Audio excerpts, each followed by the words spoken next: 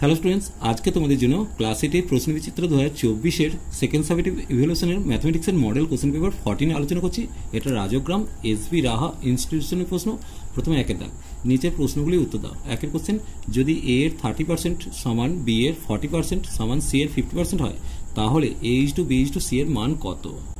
তাহলে প্রথমত আমি কি করব, এ গণিত, তাহলে এ গণিত 30/100 করে দিলাম, সমান দিয়ে বি গণিত 40/100 করলাম, সমান দিয়ে সি গণিত 50/100 করলাম, সমান দিয়ে কে ধরে নিচ্ছি। এবার দেখো, 0 0 কাটলাম, 0 0 কাটলাম, 0 0 কাটলাম, তাহলে এ সমান কত আসছে? এ সমান আসছে কে ইন্টু 10/3, আর বি সমান আসছে কে ইন্টু 10/4, আর সি সমান আসছে কে ইন্টু 10/5। এখন H to B is to C সমান কত হবে? দেখো, K into 10/3 is to K into 10/4 is to K into 10/5। 10 উঠে হলো, কে কে উঠে গেল, তাহলে কত হয়ে যাচ্ছে? 1/3 ইজ টু 1/4 ইজ টু 1/5। লসও কত? 60, তাহলে 60/3 ইজ টু 60/4 ইজ টু 60/5 পেলাম। তাহলে কত হচ্ছে? 20 ইজ টু 15 ইজ টু 12 হচ্ছে, এটাই হচ্ছে অনুপাত। এরপর দেখো দুয়েরটা, এটা দিয়ে দিয়েছে এর লসাগু কত, চলো দেখে নেব। দেখো এক্ষেত্রে কমন কোনটা? এ টু দি পাওয়ার এক্সটা কমন, আর এ টু দি পাওয়ার ওয়াইটা এক্ষেত্রে আছে, তাহলে লসাগু হবে A to the power X plus Y. এরপর দেখো তিনেরটা, সরলতম মান নির্ণয় করতে বলেছে, চলো দেখে নেব। দেখো অঙ্কটা খুবই সহজ, এখানে শুধু একটা মাইনাসের গন্ডগোল আছে। তাহলে কি করব? X by x minus y, এখানে মাইনাসটা কমন নিলাম, এটা y by x minus y হয়ে গেল। লসাগু কত হলো? এক্স মাইনাস ওয়াই, আর ওপরে হলো এক্স মাইনাস ওয়াই, কেটে গিয়ে কত আসছে? 1 আসছে। দেখো এক্ষেত্রে বিএসসি কোণের মানটা চেয়েছে, চলো বিএসসি কোণের মানটা দেখে নেব। দেখো একটা জিনিস খেয়াল করো, এবি আর এসি তো সমান, তাহলে আমি লিখতেই পারি কোণ এবিসি সমান কোণ এসিবি সমান দিয়ে কত হবে?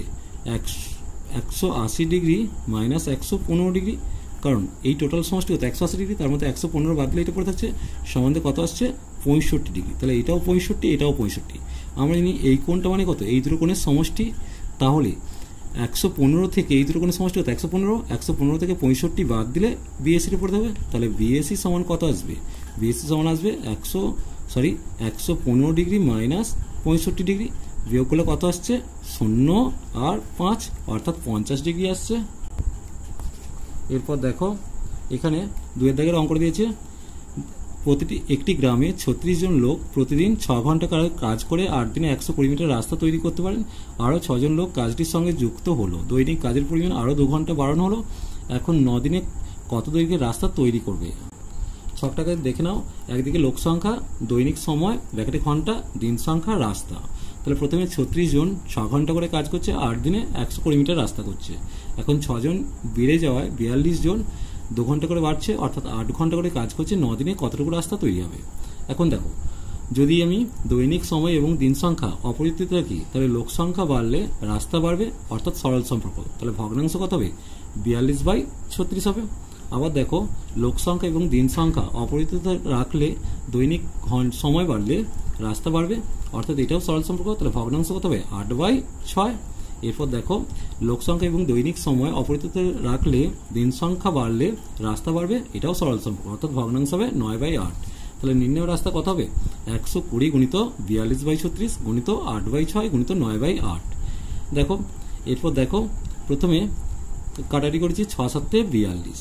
এরপর দেখো কি করেছি, এখানে 8 আছে, 8 দিয়ে 8কে কেটেছি। এবার এখানের মধ্যে দেখো 12 দিয়ে কাটলে 30 হচ্ছে, এখানে কত দিয়ে করেছি? 4 দিয়ে কেটেছি, এটা হচ্ছে 30। তার আগে 36কে কেটেছি, দেখো 9 দিয়ে 36 কেটে 4 পেলাম, 4 দিয়ে 120 কেটে 30 পেলাম, তাহলে 30 আর 7 থাকছে, অর্থাৎ 210 মিটার রাস্তা তৈরি হয়েছে। এরপর দেখো দুয়ের অঙ্কটা, আমি আমার বাড়ি থেকে স্কুলে তাড়াতাড়ি পৌঁছানোর জন্য বাড়ি থেকে স্কুলে যাওয়ার সময় 20% কমাতে চাই, তাই আমার গাড়ির গতিবেগ কত বাড়বে? দেখো পূর্বে 100 একক সময়ে পৌঁছাতে গতিবেগ ছিল 100 একক, এখন সময় আর গতিবেগ, সময় হচ্ছে 100 আর গতিবেগ হচ্ছে 100। এখন সময়টা 20 কমিয়ে দিয়েছি, তাই 80 হয়েছে, আর গতিবেগটা কত হবে। সময় কমালে গতিবেগ বাড়াতে হবে, অর্থাৎ ব্যস্ত সম্পর্ক হলে অনুপাতটা কি লিখবো 80:100 100 100 জিজ্ঞাসা চিহ্ন। সেক্ষেত্রে নির্ণয় গতিবেগ কত হবে 100 × 100/80। দেখো 0 0 কাটলাম, এরপর দেখো 4 দিয়ে কাটলে 2 হচ্ছে 25 হচ্ছে, 2 দিয়ে 10 কেটে 5 পেলাম। এখানে গতিবেগ কত হলো 125 একক। তাহলে শতকরা গতিবেগ কত বাড়বে 125 থেকে 100 বাদ দেবো, সেক্ষেত্রে 25 একক বৃদ্ধি পাচ্ছে। এরপর দেখো সর্বত্র অঙ্ক করে দিয়েছে, চলো দেখে নেব। প্রথমে সিরাপ কত ছিল, তাহলে প্রথমে সিরাপ সমান 3/3 যুক্ত 1 মানে 4 অংশ, 3/4 অংশ। আর জল কতটুকু, জল আছে 1/4 অংশ। এখন x অংশ শরবত তুলে পরিবর্তে x অংশ জল ঢালা হলো, তাহলে x অংশে সিরাপ কতটুকু দেখব, x অংশে সিরাপ সমান হচ্ছে x গুণিত 3/4 সমান 3x/4 অংশ। আর x অংশে জল সমান কত দেব, হচ্ছে x গুণিত 1/4 সমান x/4 অংশ। তাহলে এখন কি বলেছে সিরাপ এবং জল সমান, তাহলে মোট এখন সিরাপ সমান, তাহলে এখন লিখবো এখন সিরাপ সমান ছিল কত 3/4, তার থেকে বেরিয়ে যাচ্ছে কত 3x/4। তাহলে 4 লসাগু করলে 3 - 3x অংশ। আর জল কতটুকু দেখব, জল ছিল 1/4, তার থেকে x/4 তুলে নেওয়া হয়েছে আর x অংশ ঢালা হয়েছে। তাহলে 4 লসাগু হলে 1 - x + 4x হচ্ছে, সেক্ষেত্রে কত আসছে 1 + 3x/4 অংশ। এখন সিরাপ এবং জল সমান বলেছে, তাই লিখবো শর্তানুসারে কত হবে 3 - 3x/4 সমান 1 + 3x/4, 4 কেটে গেল, তাহলে বাদ দিয়ে -3x সমান কত লিখবো 1 - 3, তাহলে বাদ দিয়ে -6x সমান হচ্ছে -2, মাইনাস কেটে দিলাম। তাহলে এক্ষেত্রে x সমান কত হচ্ছে 2/6, কাটাকাটি করলে 1 আর 3 আসছে, তাহলে বাদ দিয়ে x সমান হচ্ছে 1/3, অর্থাৎ 1/3 অংশ সিরাপ তুলে 1/3 অংশ জল ঢালা হয়েছিল। এরপর দেখো অলোক, কালাম এবং জোসেফের অঙ্ক দিয়েছে, চলো দেখে নেব। দেখো অলোক একদিনে করে 1/10 অংশ, কালাম একদিনে করে 1/12 অংশ, জোসেফ একদিনে করে 1/15 অংশ, তিনজনে একদিনে করে, যোগ করলাম 60 লসাগু হচ্ছে। তাহলে 6 × 10 = 60, 5 × 12 = 60, 4 × 15 = 60, সেক্ষেত্রে 15/60 অর্থাৎ 1/4 অংশ পেলাম। এরপর দেখো তিনজনে 3 দিনে কতটুকু করবে না 1/4 × 3 অর্থাৎ 3/4 অংশ করেছে। তাহলে বাকি কাজ কত 1 - 3/4 অর্থাৎ 1/4 অংশ কাজ বাকি আছে। এই কাজটা অলোক এবং জোসেফ করবে, তাই অলোক এবং জোসেফ একদিনে কতটুকু করছে না 1/10 + 1/15, 30 লসাগু করলে 3 + 2, তার মানে 5/30 পেলাম, কাটাকাটি করলে 1/6 অংশ। তাই একদিকে লিখেছি কাজ ব্যাকেটের সময় এবং কাজ ব্যাকেটের অংশ আর সময় ব্যাকেটের দিন। তাহলে 1/6 অংশ করছি একদিনে, 1/4 অংশ করবে কতদিনে। এখন দেখো কাজ বাড়লে সময় বাড়বে, অর্থাৎ সরল সম্পর্ক। তাহলে অনুপাতটা কত হবে 1/6 = 1/4 1 জিজ্ঞাসা চিহ্ন। তাহলে সময় কত 1/4 × 1 মানে মাঝে দুটো গুণ, আর 1/6টা নিচে এলো সমান দিয়ে 1/4 × 1 গণিত এটা 6/1 হবে। তাহলে কাটাকাটি করলাম 3/2 দিন, অর্থাৎ 1 × 1/2 দিন সময় লাগবে। এরপর দেখো একটা লসাগু দিয়েছি, চলো দেখে নেব। দেখো প্রথম রাশিটা ঢুকেছে a² - b² - c² + 2bc আছে, তাহলে এটাকে সাজাবো a² মাইনাস, দেখো এখান থেকে মাইনাসটা কমন নিলে b² - 2bc + c² হলো, অর্থাৎ a² - b - c তার হোল স্কোয়ার পেলাম। এখন দেখো a² - b² সূত্র, তাহলে a + b a - b করতে গেলে এটা প্লাস হয়ে যাচ্ছে। এবার দেখো দ্বিতীয় রাশিটা b² - c² - a² + 2ac আছে, তাহলে সেক্ষেত্রে b²টা রাখলাম, মাইনাস কমন নিলে a² - 2ac + c² পেলাম, অর্থাৎ b² - a - c তার হোল স্কোয়ার। একইভাবে এটা প্লাস এটা মাইনাস এটা, তাই করেছি মাইনাস করতে গেলে এটা মাইনাস হবে আর এটা প্লাস হয়ে যাচ্ছে। এবার দেখো তৃতীয় রাশিটা একইভাবে দেখো c² - a² - 2ab + b² করেছি, অর্থাৎ c² - a - b তার হোল স্কোয়ার, অর্থাৎ c + a - b c - a + b। দেখো তিনটে রাশির মধ্যে কোনো কমন নেই, তাই গসাগু কত হবে 1 হবে।